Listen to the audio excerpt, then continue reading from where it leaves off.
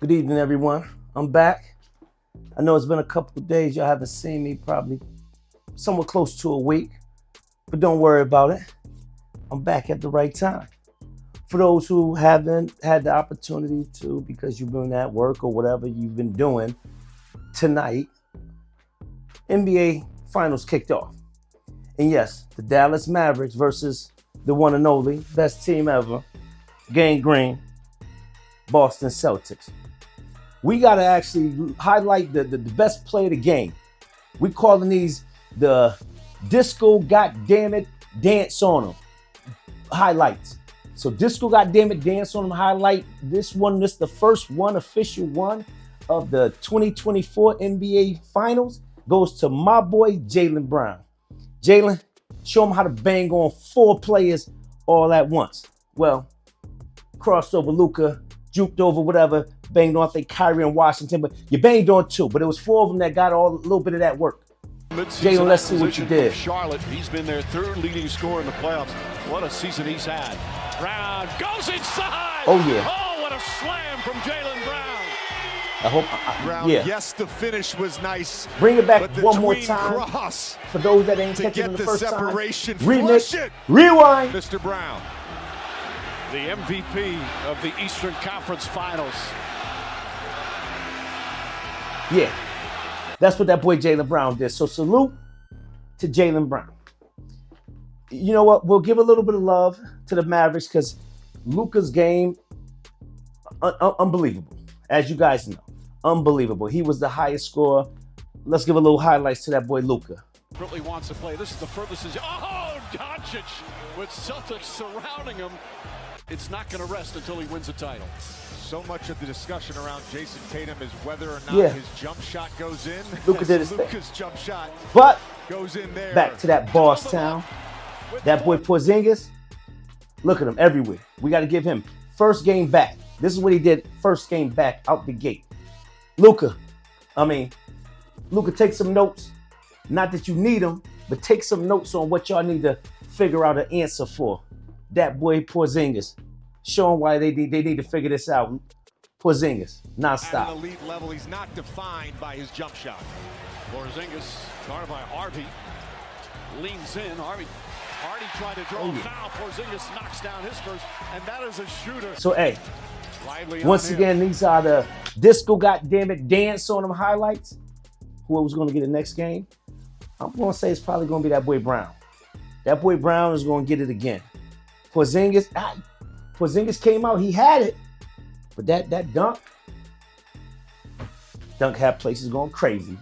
I was at Buffalo Wild Wings. I think people was throwing Wild Wings after Brown dunked. I was ducking and dodging and, grabbing the wing here.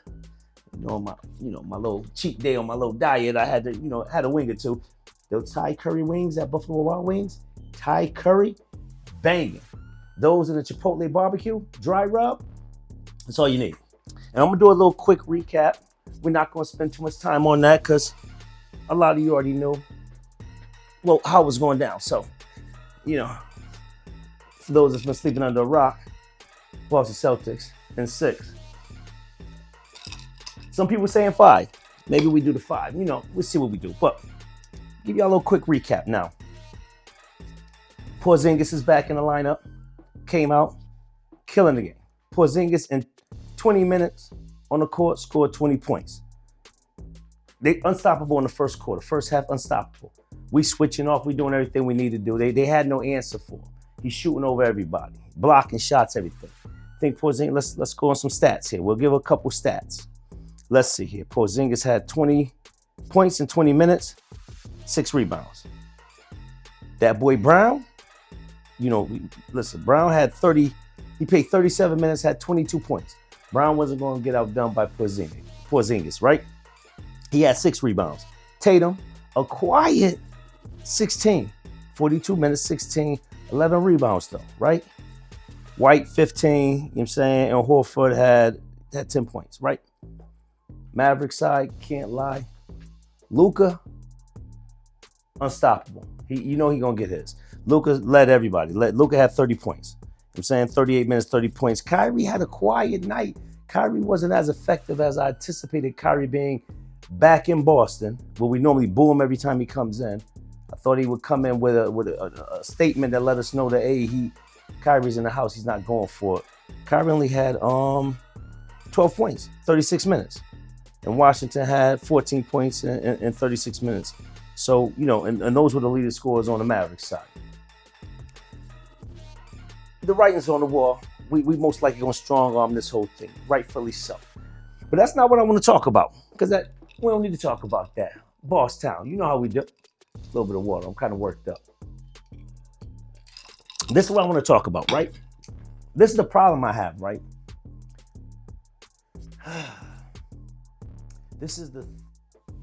In the Indiana series, outside of today's series and how that kicked off in the finals, the Eastern Conference Finals, I noticed something that I've seen since the playoffs began from my boy Tatum.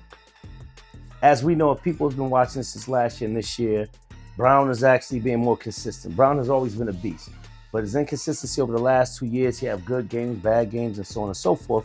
So for the most part, Tatum's carries the team. This year, takeover. Brown has taken over the team to the point where they're running the offense through Brown. Brown is the option. Brown scores. Brown's at the top of the key. Brown is taking the last shot at the end of the quarters and stuff, right? So they're playing that game for the most part with that. But I'm noticing Tatum is shying away. He's playing the top corner. He's not really rotating. He's not really moving without the ball. If it comes to him, it comes. If it doesn't, it doesn't. I'm not seeing the same enthusiasm that he used to have in the past. I have a problem with that. Now, is there other things going on that we don't know about? We know Brown has got his money, right? So we know Brown is actually, he's paid $300 plus. We know Tatum allegedly should be actually making more than that. You know what I'm saying? When he get his this year, he should be getting 300 and plus, right? It seems like Tatum might be out the door. Not saying this, I don't want it to be the case. I'm running with it, but I can say that based off of how we move, we still can actually, because we're dominating games. Even when Tatum's not playing great, we're still doing things. Definitely never want to lose Tatum because he's that great, but is it possible that they're looking to see if Brown is the actual answer now moving forward from a team standpoint? And are we looking at off Tatum? Because we can get a lot for Tatum. Now, mind you, the bench is already, we go deep in the bench. You know what I'm saying? Our bench, we have a strong bench. But if we happen to off Tatum, whoever pick up that, because that's a high price ticket item right there. You got to really be giving up a lot for Tatum. Tatum's going to cost you. Are we possibly looking to do that? And the reason I say that, Tatum's body language gives me the feeling that there might be something else going on, and he's not feeling it, or he knows it, or whatever it is. So he's not really giving his full And is that possible in second place? So there's some buzzing going on that next year Tatum might be out of here. We might be going a little bit differently and letting them off. I wonder. It is a lot, as you guys know. It's a lot to be carrying. I have people been telling me for the last couple of years, ain't no way you're going to pay Brown and pay Tatum. Ain't no way y'all getting rid of Brown. I've been hearing this for the last 2 years, we're getting rid of Brown. But as you can see now, Brown is actually somewhat taking over the team. And I don't know if there's a dynamic there that's happening or that can happen where they both can actually be great together. Initially, they were Batman and Robin for most of the season, but it seems like now there's a shift. I'm not seeing the Batman and Robin, maybe because Robin has become Batman. Hey, don't know. But the point I'm getting at is, I wonder what's going on there. If you guys have any insight on that, y'all been hearing something, y'all got some stuff in y'all seen on YouTube or online, or what's taking place with that situation here, let me know.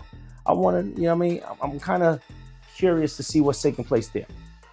But with that being said, stay tuned. Next game is on Sunday. Most likely, hit him in the head again. Jump out there ahead of time. Hopefully we get a strong enough lead again. Porzingis, we were able to rest him, I think, for probably most of the fourth quarter as well. So, I think he's going to be, definitely another factor when it comes to game 2. If we can grab that one and then still 1 and 1 or 2. 1 and 2 in Dallas. You know how we do. Hopefully that's the case. With that being said, just want to give y'all a little recap for those that haven't had a chance to catch up on it. That's what's taking place or what took place today. Make sure y'all tune in again. We might even go live. I got my people saying, hey, we need to go live for game 2. So we might bring that live. Hopefully, I know I've been saying it to you guys. Just got a couple of technical things we're trying to iron out because we want the best experience when we go live. So hopefully I can bring that to you guys. With that being said, once again, signing off. Boss Town. My shirt kind of tight. This is my cupcake shirt.